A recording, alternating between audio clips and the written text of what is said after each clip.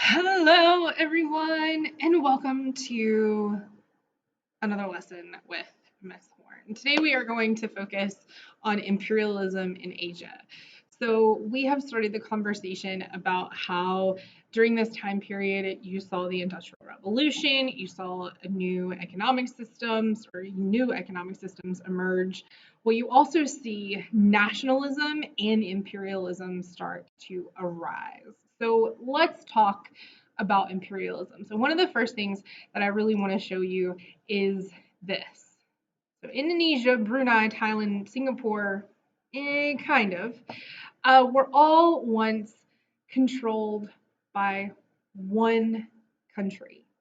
So all of these that you see here were controlled by one country. Anybody know who? We're going to talk about it. Okay, so really imperialism in Asia starts with India, and India is controlled by the British, specifically a joint stock company that was created called the British East India Company. And they controlled trade with India until the British government completely took it over. And then that created the joint stock company, the British East India Company, was created to control the trade between Great Britain, India, and East Asia, and it was extremely effective.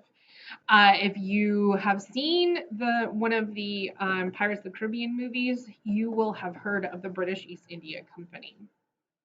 So why India? Well, India had a lot of people and they had a lot of raw goods. And it was considered the jewel of the British Empire. And Great Britain wanted to westernize India and make it civilized. Europeans. Ugh, so sick.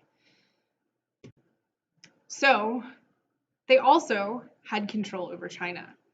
So for a very long time, China was mostly closed to European traders because they focused on internal affairs. They didn't want to get involved. But then the introduction of silver forced them to open their doors once again. And British were cunning and sneaky and sly. So what they did is they knew that silver was worth a lot to China. So they were like, hey, we're going to trade goods with you.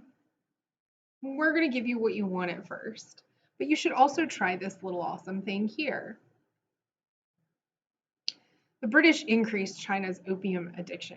If you don't know what opium is a drug that is made from the seeds of a poppy plant that you see here.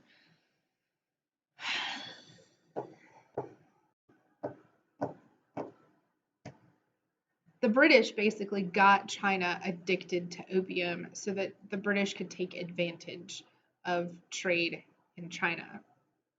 When China actually threatened to stop trading with Great Britain and cut off the opium and all that stuff, the British sent in the Navy to defeat the Chinese. So if you didn't know this, opium is heroin. It's also morphine. Morphine is just medical grade heroin, if you didn't know that. And they got the Chinese so addicted to it, they barely could even function. So ultimately, once the Opium Wars began and started, China became open to everybody for business. So European countries divided China into what's called spheres of influence. Spheres of influence just basically means what territory you possessed that you established economic dominance over. So they basically carved up China for the highest bidder. So you have the purple, that's for Japan, you have yellow for France, orange for Great Britain, green is for Germany, and then the red is for Russia, which my video is hiding. My bad. Then you have what's called the Taiping Rebellion, and this was a civil war that happened in the 1850s against the corrupt Qing dynasty. And they wanted to end the feudal system. They were done with it. And as a result of the Taiping Rebellion, over 20 million people would die, would just completely perish. Well, then, after the Taiping Rebellion completely failed, you had the Boxer Rebellion, which was a nationalist movement to end European imperialism in China. So, what ultimately happened is you had boxers, which were not boxers. Well, I mean, they were boxers, but it was a secret movement, like it was secret society, and they were fed up with European influence over China and they wanted to take back their country. And that's what they did. It was about 50,000 versus 400,000. And it would ultimately be successful. In Japan, I mean, Japan was severely restricted their foreign influence for a long time, thanks to the Tokugawa shogunate. But in 1854, US Commodore Perry forced Japan to open itself back up to foreign trade.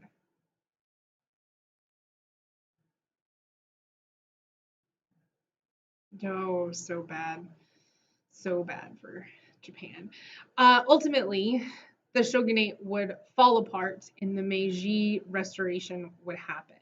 So a young emperor believed the best way to keep independence was to modernize and reform Japan. So Japan, during the Meiji Restoration, started to make itself like Europe. They modeled themselves after Europe.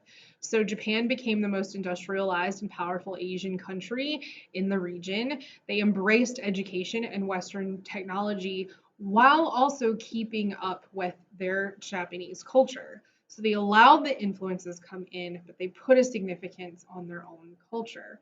And as a result, they thrived. They thrived. So let's talk about the British in Southeast Asia. Well, the British controlled Burma and Malaysia. So as a result, the British built Singapore, which would go on to completely dominate trade in the region. Like completely dominate.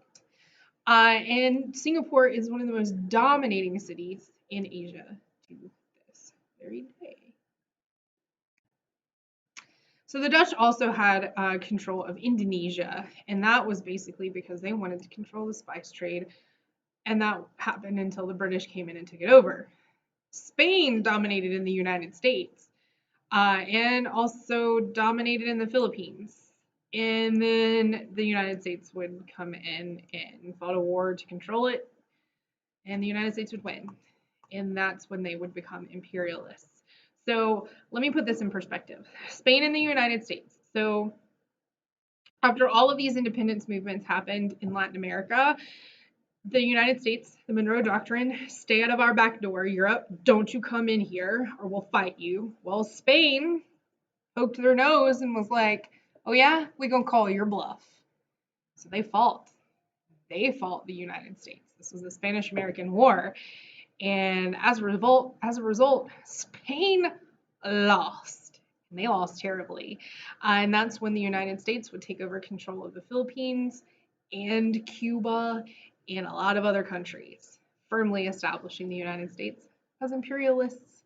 And we still have not shaken that title today, even though we like to call it something else and not imperialists. But we are very much imperialists here in the United States. And that's it. We'll pick up next time with imperialism in Africa. Bye, you guys.